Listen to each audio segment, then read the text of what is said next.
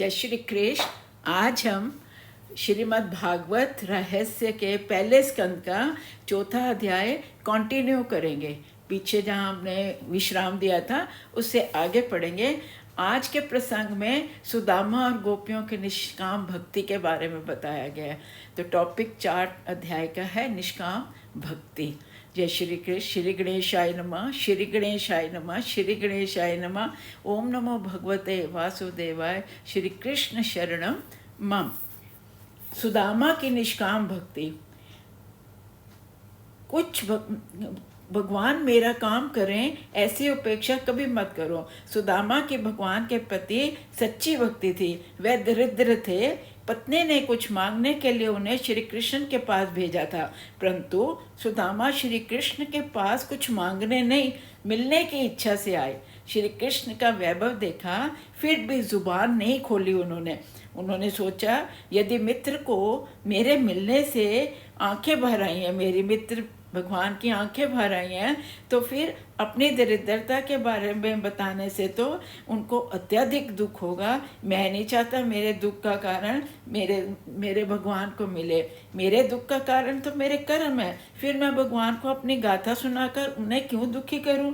ऐसा सोचकर उन्होंने कुछ नहीं मांगा। सुदामा की बस यही इच्छा थी कि अपने द्वारा लाए हुए मुट्ठी भर चावल का भगवान भोग लगा ले। भगवान जान गए अंतर्यामी थे और वह कुछ देने आया है, लेने नहीं आया। 10 दिन से भूखे थे सुदामा, फिर भी उन्होंने अपने सारे चावल प्रभु को दे दिए। मुट्ठी भर तंदुल की कोई कीमत नहीं होती, किंतु मूल्य तो सुदामा के निष्काम प्रेम का था। भगवान से सब कभी कुछ मत मांगो। ना मांगने से प्रभु तुम्हारे ऋणी हो जाएंगे, अपने आप देंगे जो आपको देना। अब गोपियों का निष्काम प्रेम। पहला प्रसंग। गोपियों ने भगवान से कभी कुछ नहीं मांगा। उनकी भक्ति निष्काम थी। गोपी गीत में भी वही गाती हैं, हम तो निष्काम भाव से सेवा करने वाली आपकी दासियां हैं। कुरुक्षेत्र में जब वह श्री कृष्ण से मिलती हैं तो कुछ नहीं मांगती, बस इतनी इच्छा करती हैं कि संसार रूपी कुएं में गिरे हुओं को उसमें से बाहर निकलने का अवलंबन रूप आपके चरण कमल घर में रहते हुए हमारे मन में सदा बसे रहें।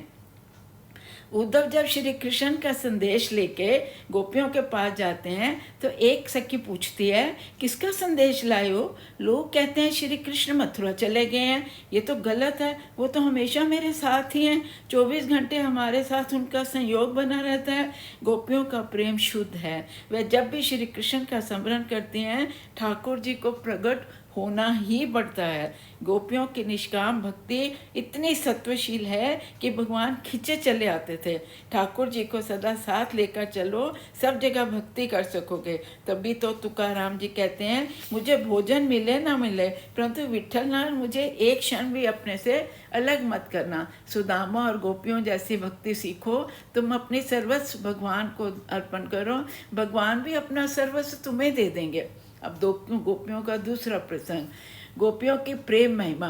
गोपियों का प्रेम निष्काम था। भगवान का जो आश्रय लेता है वह निष्काम ही बनता है। एक सखी ने उद्धव से पूछा, श्री कृष्ण के वियोग में हमारी कैसी दशा है, ये तो आपने देख ली।